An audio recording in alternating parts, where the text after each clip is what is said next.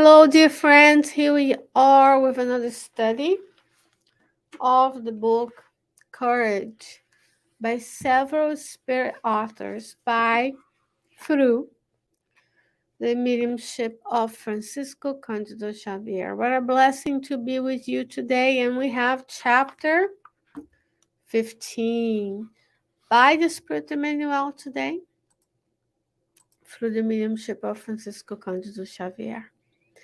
And our journey continues. Last time we talked about this precise moment, where are we?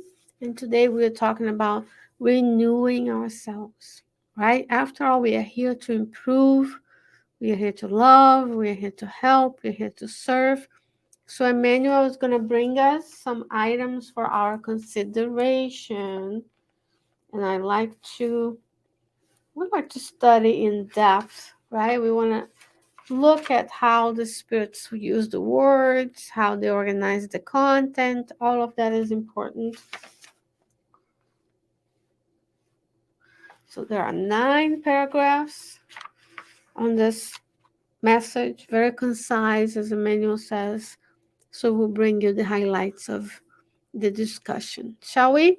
Emmanuel says, quote, "Do not expect to live without problems, as they are part of the ingredients of evolution, which is necessary in the pathway of everyone." Some quote for him. He says, "Do not expect to live without problems, friends. We are in a time of the world where people are expecting their lives to just to be a breeze. In a world of trials and expiations, planetary transition to a world of regeneration, there are problems. Not because God is unjust and want to punish, but because we sow the seeds of problems in many, many lives. So today we come back with problems to solve, with joys, with difficulties, with awe-inspiring moments. All of that is part of our evolution. He says problems are part of the ingredients of evolution, which is necessary path of everyone, the laws of progress. We will progress. We can choose to stagnate. Sometimes life will bump us, push us forward. But problems are part of life. And I think we have to think of how we curate our lives to show to others through social media, what we receive, and how we assimilate the teachings of the spirits, and how that assimilation translates into action. So there's a difficult time, I'm calmer, I'm more resilient. Problems arise, I know that I have my mentor I can count on. The God's divine providence is providing for all of us. So we have all of that in consideration. So we shouldn't think that problems are not part of life. Problems are part of life on this earth, on our incarnatory plan. There are joys, there are moments of loving, but problems are to be solved. So when you see problems as not as obstacles, but as opportunities of growth, now you can work with what you have within you and around you, and with others, what they offer. And we come together to fulfill the law of society, and we all fulfill the law of progress by going forward. Now he's going to list some of the things we can do more specifically. He says, along your path, the number 3 is along your path. Second, in the presence of your own mistakes, do not fall into sorrowfulness, but face the consequences, so that you may rectify yourself, just like someone who employs stones to build a solid construction. So, friends, we will make mistakes. At this level of evolutionary journey, we'll continue to make mistakes. The ghosts make glass, and he says here, don't be sorrow. Don't bring yourself into regret, shame, guilt, but face the consequence. So I made a mistake. I harmed someone or myself, and I go and I say, I'm sorry, I did this. How can I make amends? so we can rectify, we can do better next time. And we have to allow, to a certain extent, people to make mistakes. We can warn them, we can shelter them, but then they will not be prepared for life. So we need to coach people into problem solving. Tell them that they are a spirit, they're loved by God, their mentors are there to help us and inspire us, and to some of us who are sensitive mediums to directly connect with us, talk and hear and see them. But if you're not, don't fear, they're there too. Our conscience is going to tell us, I'm here with this people, with not that people, in this part of the planet, nor in that other part of the planet, but we'll make mistakes. So the goal is less mistakes, and if mistakes or when mistakes, learn from them. What can I take with me? And make amends, rectify, go after, own up to the consequences of making a mistake. 3, along your path, to not waste time and serenity in the presence of possible obstacles. Realizing that those who presumably are upsetting us are in fact upsetting themselves. How many of us live in the future in anxiety, or live in the past thinking about the things we could have done differently, in regret and shame and guilt? So we live today, possible obstacles, people who may come our way. He says those are things to not waste time with. So how many of us spend time planning everything, every single scenario, like we're preppers, only to worry about things that are very unlikely to happen or won't happen? So today we are here together. So what are the obstacles I have right now, today, in this decade, in my life, in my family, my work, with my children, whatever it is for you? Not what could be tomorrow, not what was yesterday. And if we have someone, he says here, realizing that those who presumably are upsetting us, in fact, are upsetting themselves. So when we harm someone, ultimately we are harming ourselves, because our conscience will call on us in this life or when we return to the spiritual realm. So we are actually harming ourselves when we harm others. Always meditate before acting, so that your attitudes may be enveloped in fairness. How many mistakes, how many words would not be said? How many problems would be avoided if we meditated before acting? Because those seconds of mindfulness, meaning I'm present, I take a breath before saying something, those are precious seconds where I could stop myself, I could be more kind, I could be more charitable, I could maybe be silent, because Jesus was silent. So let's go back to the book, Jesus in the Home. Read the chapters again and see how Jesus did, because that he is the way, the truth, and the life. He is the model and the guide. The way he did it is how we're going to be doing it when we become superior spirits. So meditate before acting.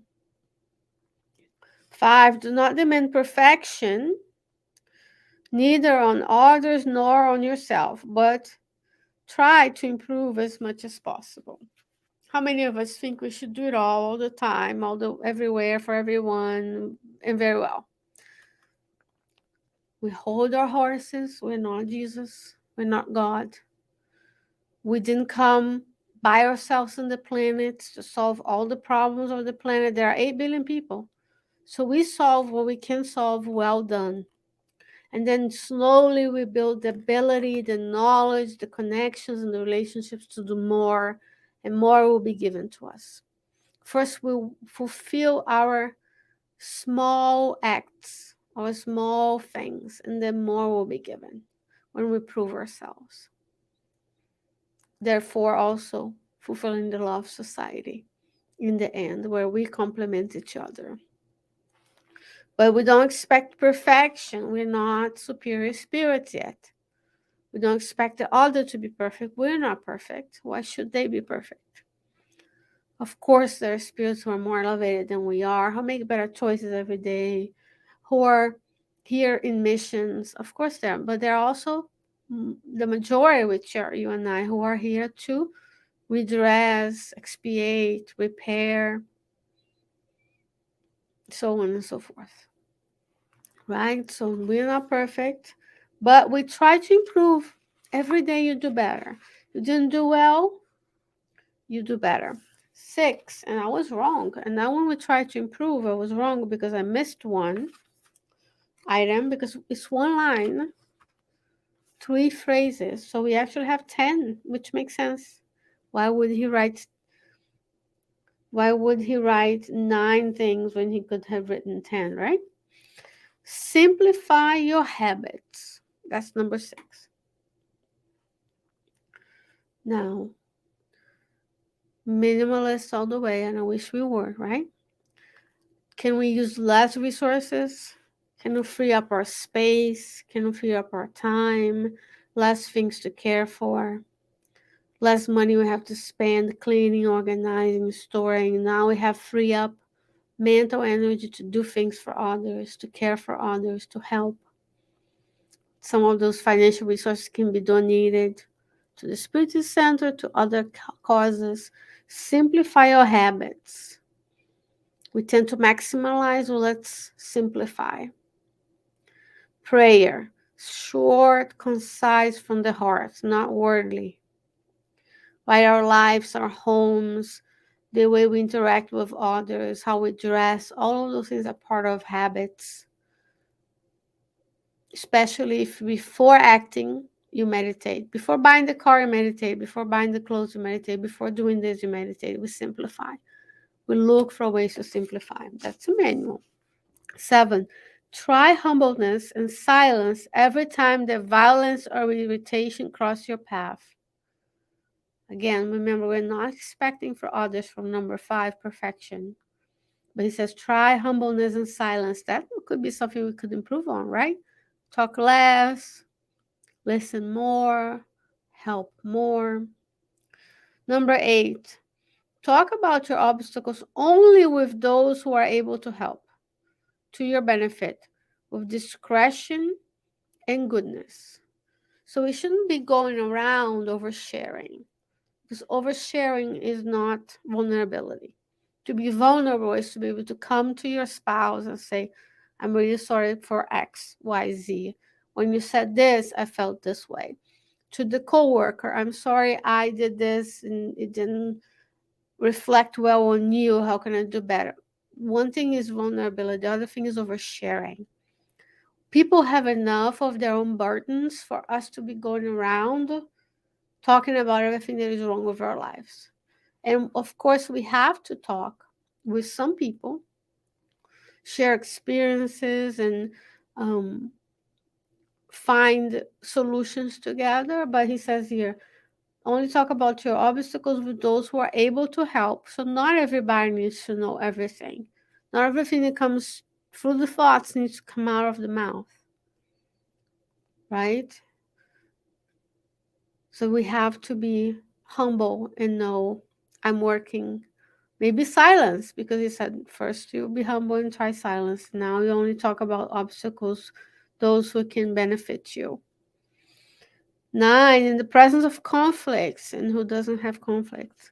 He says, do not get drunk or make use of drugs, thus trying to escape from your mind, because not to face the consequences now, meaning to return later, so that you may repair the damages and needs that you have created in your own inner world. And how many people use substances to escape?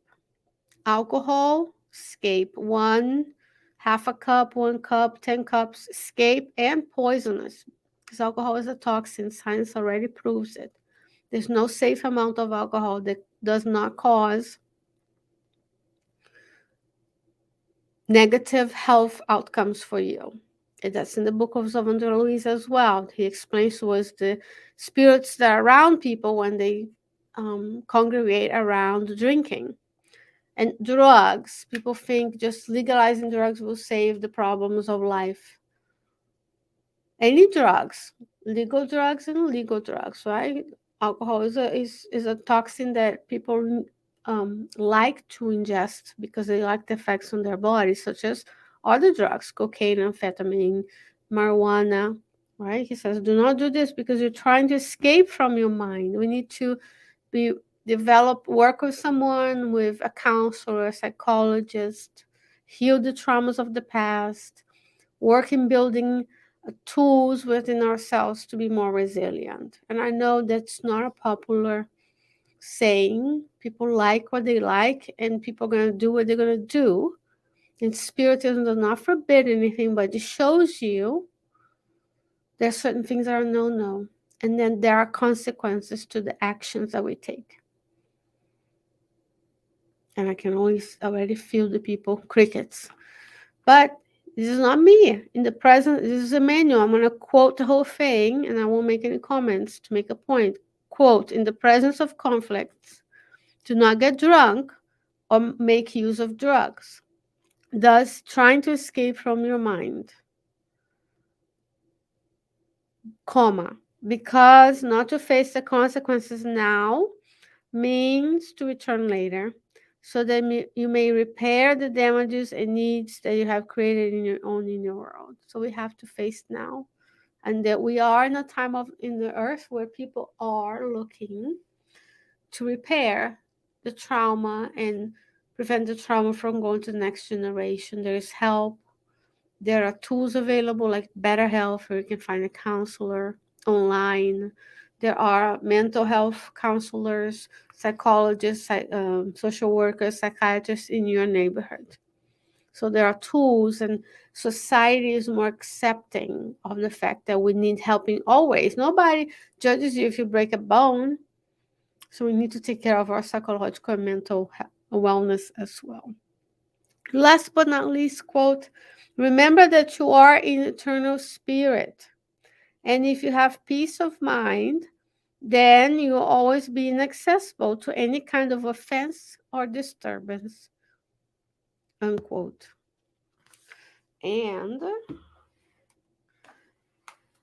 because we are improving, I mistyped it. This message is, oh no, it's chapter 15. So here we have a beautiful message that allows you and I to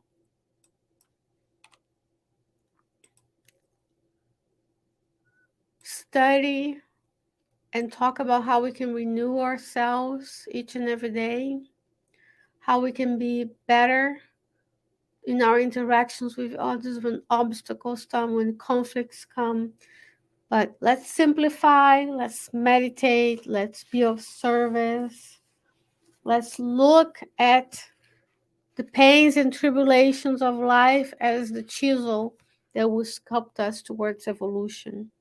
Nobody's perfect yet except for God, and we will each and every day fulfill the law of progress by improving one little step at a time. Dear friends, it's always an honor and a blessing to be with you every week. God willing, I'll be back with you next week with another chapter of the book Courage. Between now and then, may you stay well, may you stay safe, and I see you next time. Bye bye.